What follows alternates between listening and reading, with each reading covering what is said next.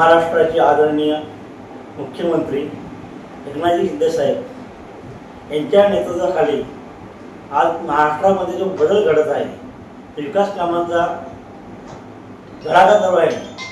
विकास कामं पाहायला आपण जर गेलो तर खूप मोठ्या प्रमाणात झालेले आहेत। तद्वत त्यांच्या नेतृत्वाखाली कडक खालापूरचे विकास करून आदरणीय आमदार साहेब मनीष सोळे साहेब यांनी सुद्धा कमीत 2960 रुपयाचा निधी कडकला आणलेला आहे। काही लोक बोलतात का हा निधी खोटा आहे, पण आम्ही शाश्वती देतो तर हा निधी खरा आहे आणि ही कामं झालेली आहेत। कारण मुख्यमंत्री साहेबांची लाडकी बहीण योजना आणलेली आहे। खूप असे मोठे काही कार्यक्रम आयोजित आहेत आणि त्यांच्या पावलावरती पाऊल ठेवून आमचे आमदार मनीष सोळे साहेबांनी सुद्धा खूप मोठ्या कामं केली आहेत। कारण कामं पाहायला गेलो तर पहिला मुद्दा इथला नगरपालिकेला सुरुवात होताना जे प्रवेशद्वार निर्माण केले ते प्रवेशद्वार करता डॉक्टर तीर्थरूप आदरणीय नानासाहेब धर्माधिकारी यांचं नाव दिलेलं आहे। त्यानंतर आपण पुढे आलो, दलितांचे दैवत असे महामानव बाबासाहेब आंबेडकर यांच्या स्मारकाचं विमोचन झालेलं आहे, म्हणजे काम चालू आहे।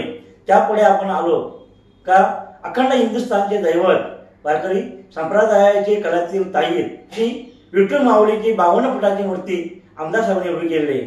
त्यानंतर आपण पुढे गेलो, महाराष्ट्राचे स्वराज्य रक्षक छत्रपती संभाजी राजे यांचं स्मारक उभं केलेलं आहे।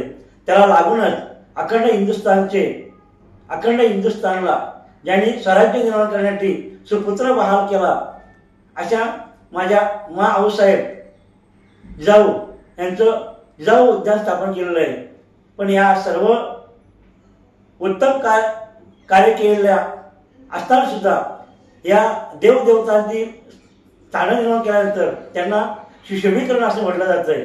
समोरच्या उमेदवार अपक्ष आहेत त्यांची खरंच आम्हाला कीव येते, कारण जे दैवते आहेत, जे महाराष्ट्राचे दैवते आहेत, छत्रपती संभाजी राजे असेल, जिजाऊ आऊसाहेब असेल, विठ्ठल माऊली असेल, आंबेडकर साहेब असतील, नवे नानासाहेब धर्माधिकारी साहेब असतील, यांची स्थान निर्माण करणं म्हणजे खूप मोठं भाग्य लागतं। आणि हे भाग्य आमच्या आमदारांना मिळालंय हे आम्ही आमचं भाग्य समजतोय।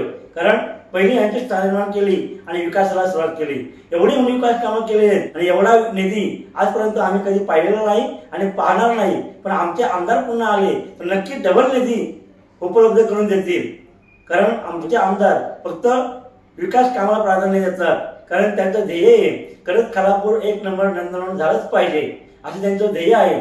दुसरा मुद्दा घेतला गेला आपण तर अपक्ष उमेदवारांचं असं म्हणणं आहे का आमदार साहेब गुंडगिरी करतात, आमदार साहेब दाळ करतात, पण आमदार साहेब रागीट जरूर आहेत, फडकल जरूर बोलतात, पण लक्षात ठेवा मायबाप जनता शून्य आहे।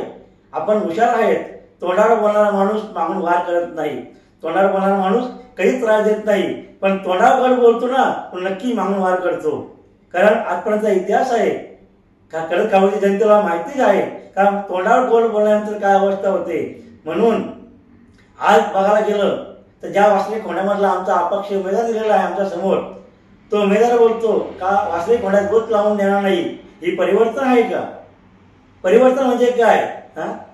परिवर्तन म्हणजे बघायला गेलो आपण वासले खोंड्यात गोत लावून देणार नाही, हे परिवर्तन आहे, ही गुंडगिरीची भाषा आहे।